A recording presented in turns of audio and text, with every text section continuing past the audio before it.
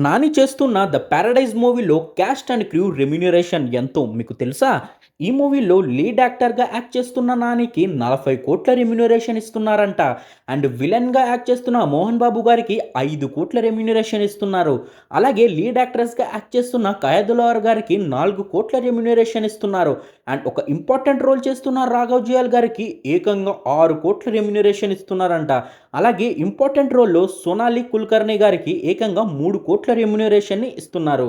And supporting రోల్‌లో సంపూర్ణేష్ బాబుకి 2,00,00,000 రెమ్యూనరేషన్‌ని ఇస్తున్నారు. అలాగే డైరెక్టర్ శ్రీకాంత్ ఓడెలకి ఏకంగా 10,00,00,000 రెమ్యూనరేషన్‌ని ఇస్తున్నారంట. అండ్ మ్యూజిక్ డైరెక్టర్ అయిన అనిరుద్ గారికి 18,00,00,000 రెమ్యూనరేషన్‌ని ఇస్తున్నారంట మూవీ మేకర్స్ వాళ్ళు.